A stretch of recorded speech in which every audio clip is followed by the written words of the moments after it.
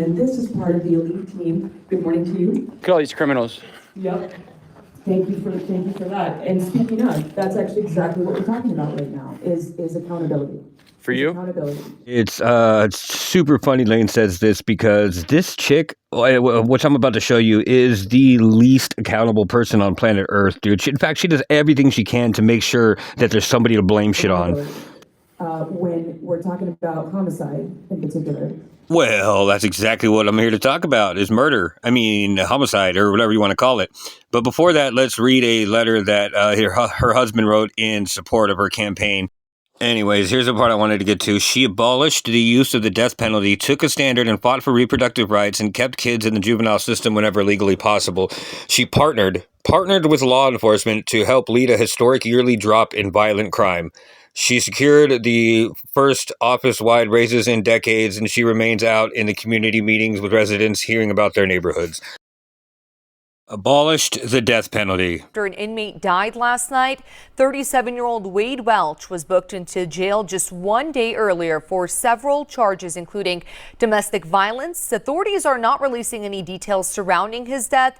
The Pima Regional Critical Incident Team is investigating. Oh, the incident team has started investigating. Okay, we'll get back to how she feels and views that, but let's get to police-involved shootings and see her stance on that and where she stands as a person and as a attorney. A grand jury here in Pima County declined to file any criminal charges against a former Tucson Police Department officer in the shooting death that occurred on November 29th, 2021 at the Lowe's Home Improvement Store on Valencia, where Richard Lee Richards was killed. My goal here in the next few minutes is to try to educate a little bit about this process because Well, please do, because I've been wondering about this process. Up until now, I was under the impression that the only process was due process. But, I mean, if you got another one that's better, let's hear about it. as I just told you, we are over 3 years past since the incident occurred.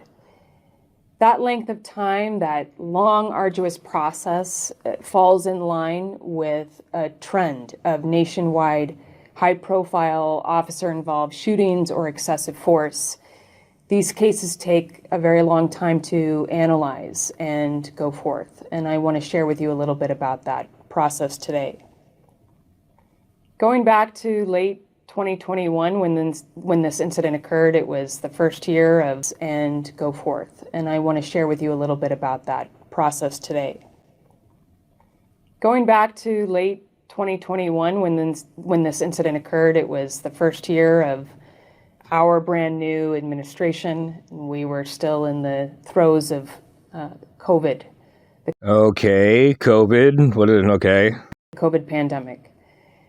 But more to the point here in this incident, no Pima County grand jury, no Pima County jury had ever ruled over a local shooting by a police officer since events that had occurred in 1989. And what that meant for our new administration was that there was no playbook or manual in which to approach this case. You literally just said there was one in 1989.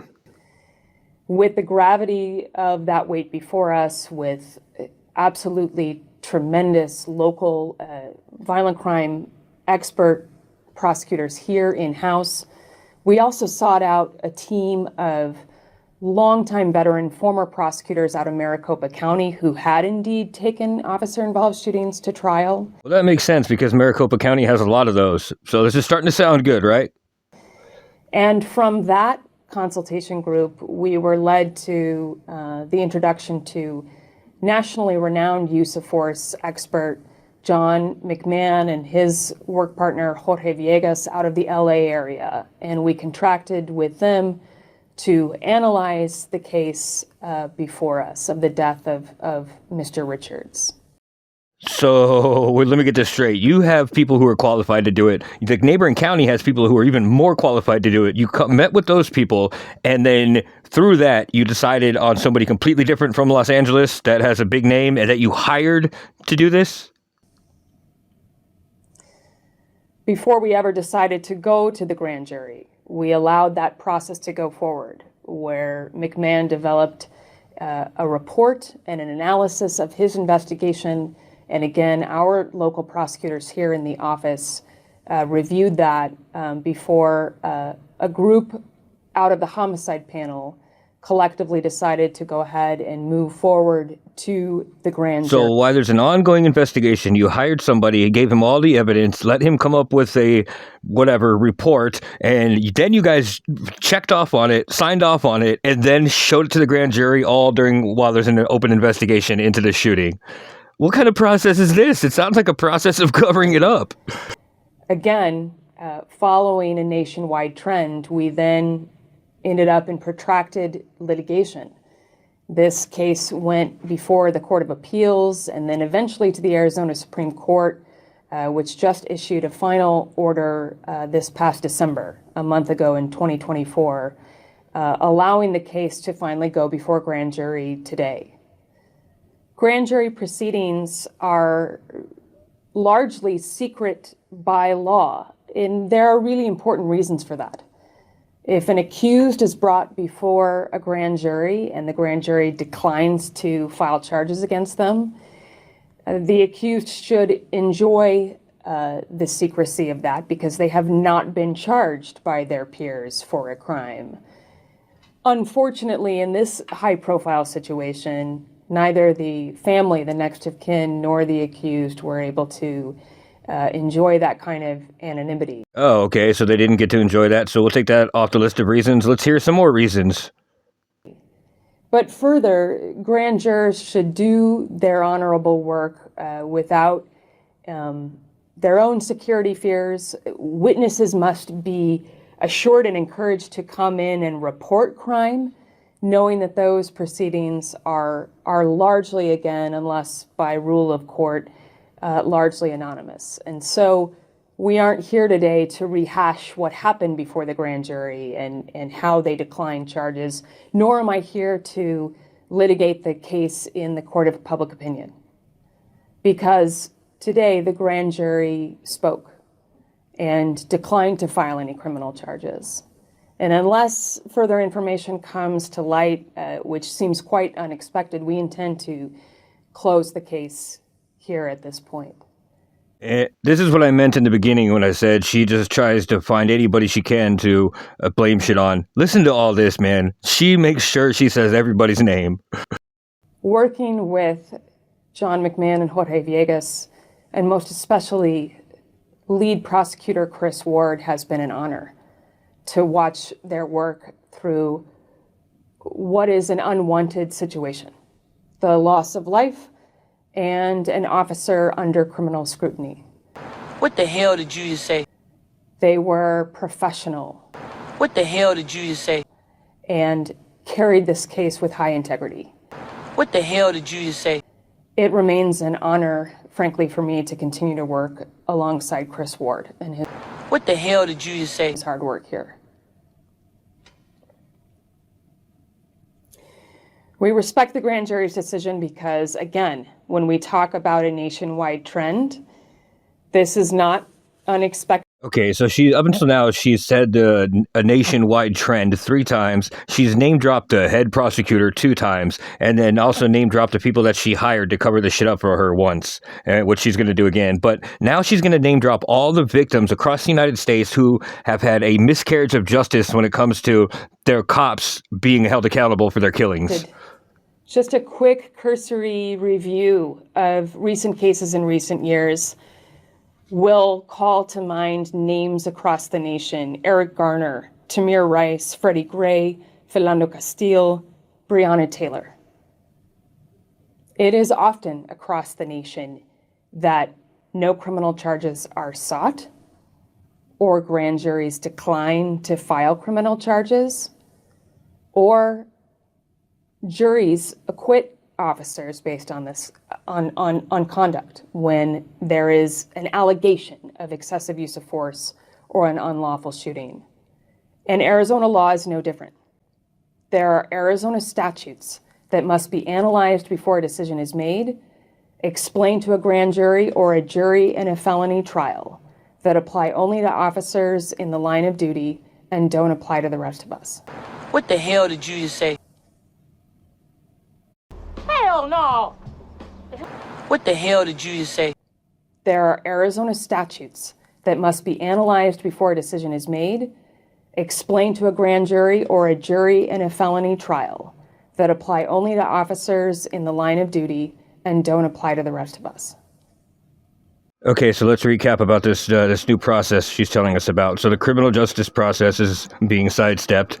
So we're not using that one. What we're doing is we're going to wait 3 years till everybody forgets about this horrible shooting, and then hire a guy from Hollywood and his partner to come and create a presentation about it, and then present that to 12 secret jury members who decline to press charges. Okay. Now, I could be wrong about this, but I mean, it just seems like, you heard what she said. And did she blink a second set of snake eyes right there at the end? I don't know. But anyways, okay, so let's go back to what I was talking about in the beginning about the inmate, the deaths at the jail. Let's see how she handled this one. After an inmate died last night, 37-year-old Wade Welch was booked into jail just 1 day earlier for several charges, including domestic violence. Authorities are not releasing any details surrounding his death. The Pima Regional Critical Incident Team is investigating. Officers are in high demand at the Pima County Jail, which the Sheriff's Department says is understaffed. New at 6 tonight, 9 Your Side's Max Darrow. This was before the election, and of course, like a good little criminal, a brand new attorney with no playbook, she fixed the problem. And this is the accountability for those who would cause harm against our community. Let's give her the benefit of the doubt and take her serious when she said she's going to hold accountable the people that do harm to the other people in the community, right? Let's see. We will not be seeking criminal charges. We will not be seeking criminal charges in this incident against the corrections officers who are involved. Maybe their actions just didn't warrant actual criminal charges, well, because like she said, Based on this, on conduct, when there is an allegation of excessive use of force. Good thing there's body camera video so we can see this alleged Allegation. alligator, shish kebab, Shawshank Redemption, Chicago. Excessive use of force. And our rule at the Pima County Attorney's Office is What's the rule? I doubt you're going to follow it, but tell us the rule. that you have to be a good attorney and a good employee, but you have to be a great human being. And these two gentlemen exemplify that. Yeah, right. You guys don't have good lawyers. Lane already exposed all that. Your lawyers are garbage, especially in a courtroom, because probably they never get to court. But anyways, let's see what good people do whenever there's a death in their jail. Miss Conover. See, we have the ability of hindsight here, so I'm going to let you see or hear what she had to say about it and then show you the footage from the jail, because she's going to be held accountable, right? She just said, accountability. The role I have had here and the conclusion that we're reaching today. I am not in control of the jail. I am not in control of jail policies and procedures. I'm not in control of jail training. And I'm not in control of disciplinary issues in the jail. I am not statutorily authorized, of course, because I am the county's attorney. I lied. I'm the chief prosecuting attorney. Pima County's attorney. And Wade Welch died in Pima County Jail. County's attorney. The county's attorney. A critical legal importance. Here's the legal importance she's alluding to. The county attorney serves as a chief legal advisor for the county government, acting as the primary prosecutor for the county. Remind us again of your decision as prosecutor for the county. Okay, don't believe me. Let's hear her explanation of what what a role is. The difference between a county attorney and a district attorney. Remember what we just heard 5 seconds ago. She is the county attorney, okay? Oh my gosh, I get this question every day because it's unusual in Arizona that we have this county attorney system. Everybody is much more familiar with what a DA is, right? A district attorney, law and order.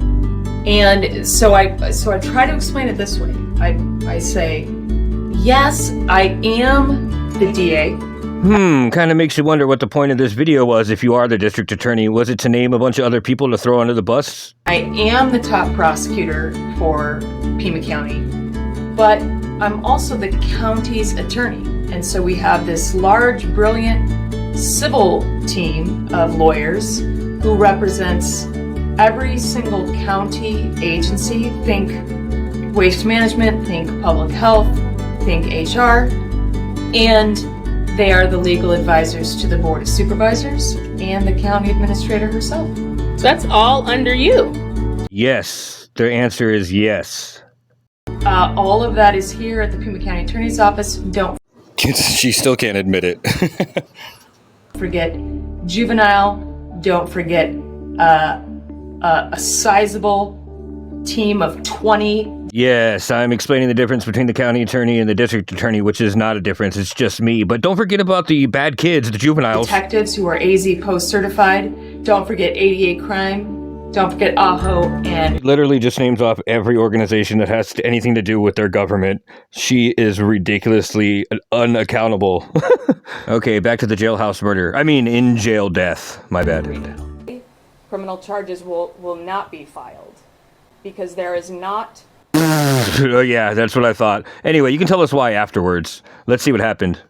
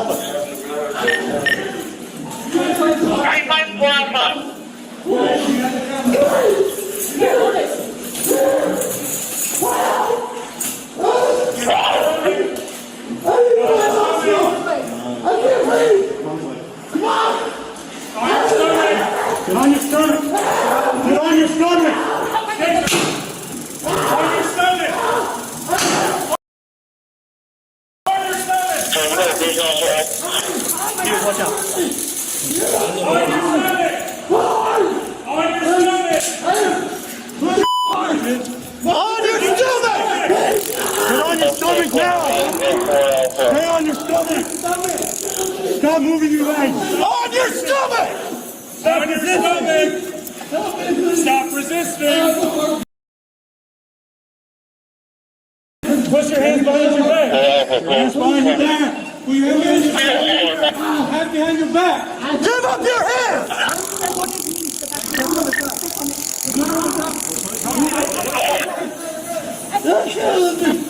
Give up your hands! Give up your hands!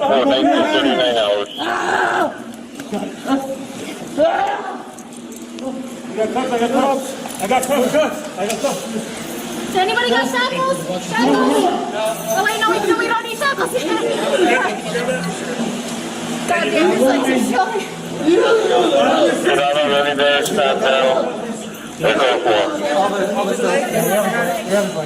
I need a back. Let go of his hands. I need a back. All right. Let go of my hand. You got his legs? Yeah, we got his legs. Yeah, his pants are down. Go ahead, can't see him. Get me.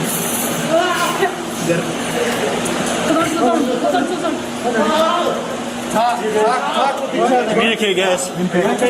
Communicate who has what.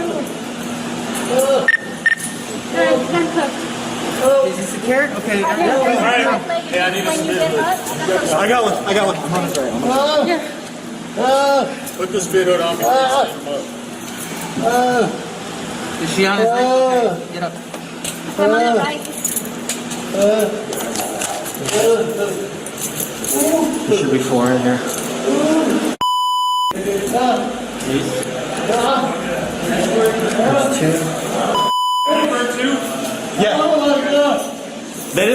know if they didn't make contact or they didn't make contact.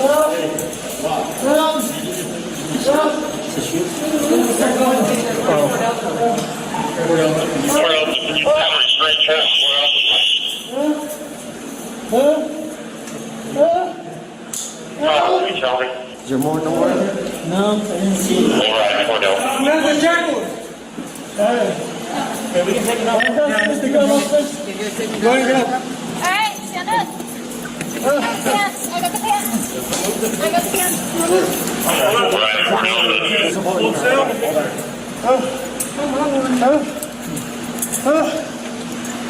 Relax. You got it? Any more? There's one on his leg. Did you get the one on his leg? Relax. I only have 3. I got an odd number. You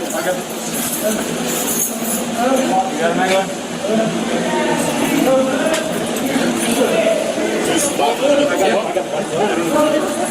No. All right. How many do you have? Are you okay? Yeah. Good? You want pictures of that? Did you get pictures of yourself? Camera.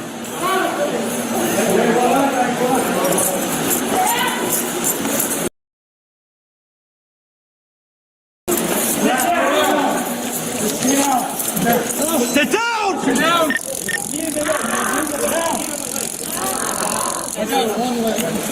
Do the step! Waist strip!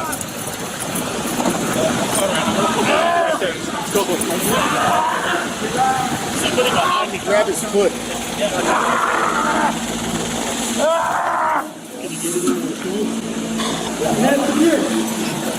Relax. Stop resisting. Relax.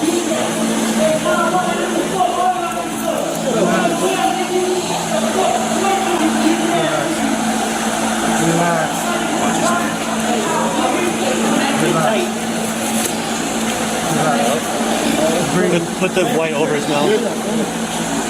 Breathe, breathe.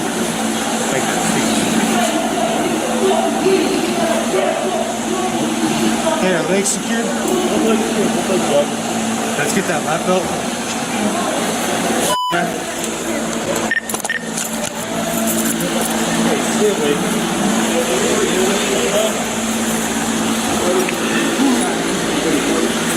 Hey, stay awake, man.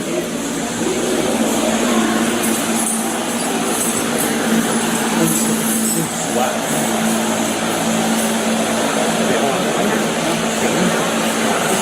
There's nobody right there.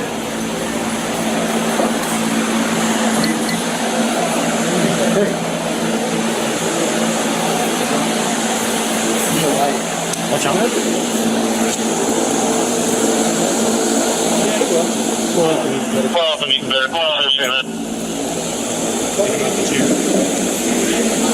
Copy Unit 6, medical assistance, 4 Alpha. Medical assistance 4 Alpha. Medical assistance 4 Alpha. You copy Unit 6? What's the nature? Unit 6, copy. You gonna roll him over? Leave those for now. Okay, louder. Get the shears. Cheers! Check for a pulse. I'm trying. Feel anything today? One down. Take the hood off. You want handcuffs off? Take the pulse. He's awake. He's good. He's good. He's fine. Did he shackles? He's breathing. He's banging his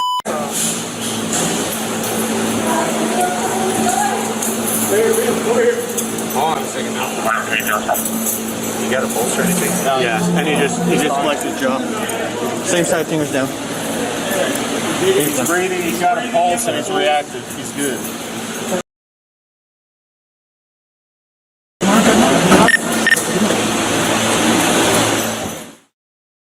Approximately 4 minutes after Mr. Welch became unresponsive, corrections officers and on-site nursing staff attempted life-saving measures. Analyzing. No shock advised. It is safe to touch the patient. Begin CPR now.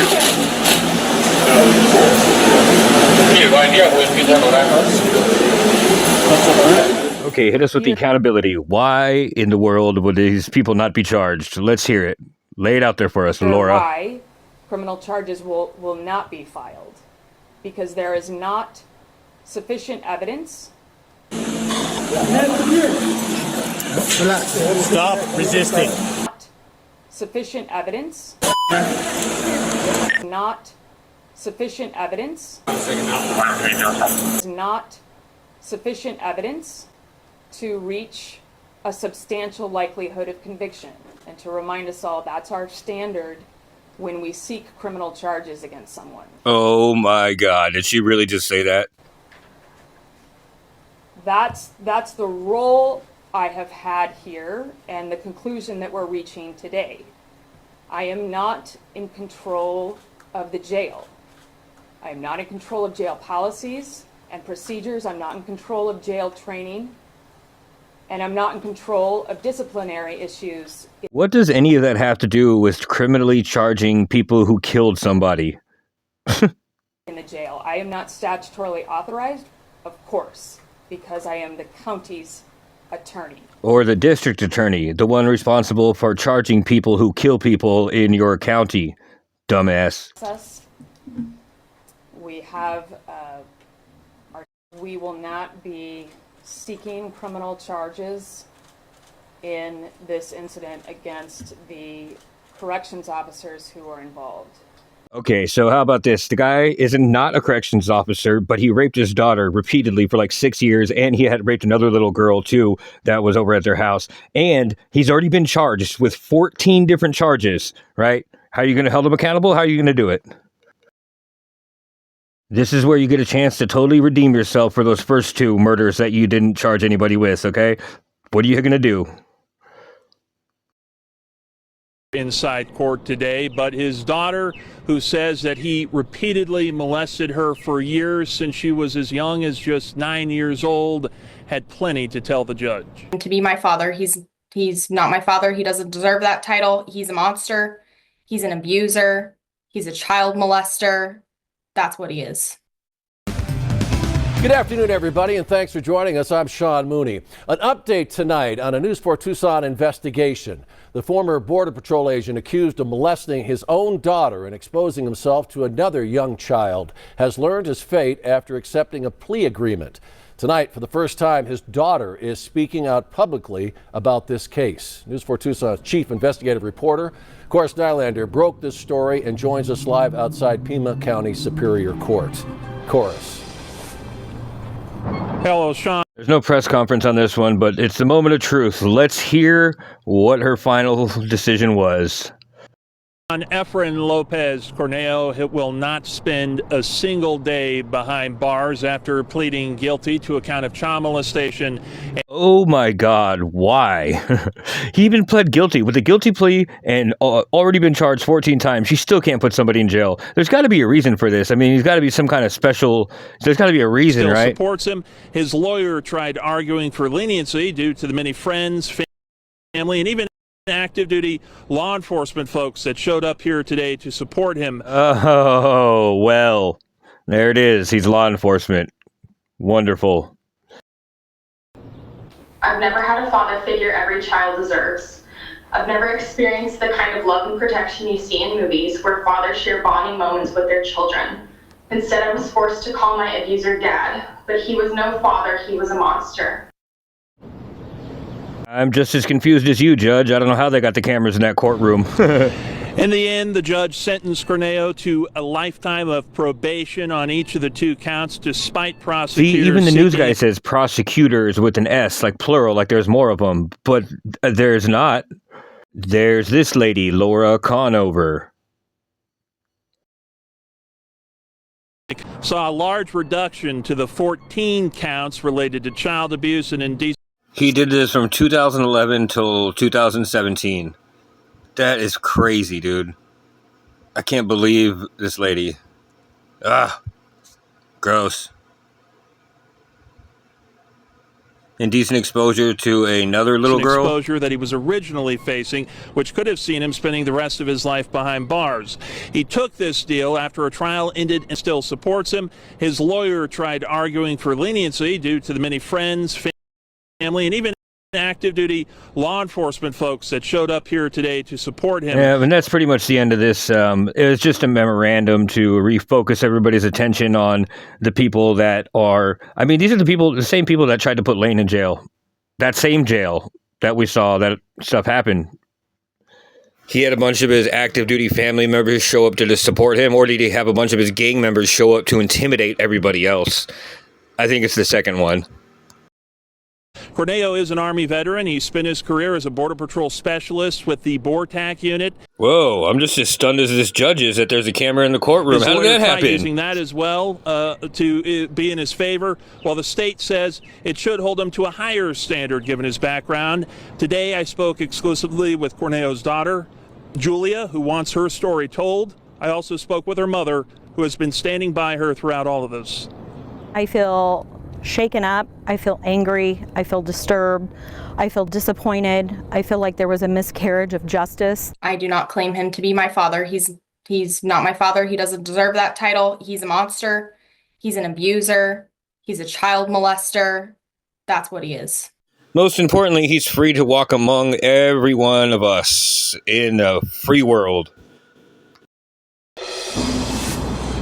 And the judge did make it very clear to Corneo here today inside the courtroom that if he does not follow all of the guidelines surrounding his probation, he expects he will end up back in this courtroom. And he told him he should expect a much harsher punishment if that were to happen. The victim and her family take very little comfort in all of that. Julia was given a lifetime protective order against Corneo. More on her story coming up tonight at 5 o'clock. We're live outside Pima County Superior Court tonight. Cor Snylander, News 4 Tucson. Yeah, so that's the end of this. But yeah, I just wanted everybody just to see what, I mean, because it seems kind of like, I don't know, it just seems like it just doesn't seem real sometimes. But this is the type of people, these are the type of people that do this to innocent people like Lane. And standing up is the only way to get close to even stopping it. What we're talking about right now is accountability. For you? What we're talking about right now is accountability. For you?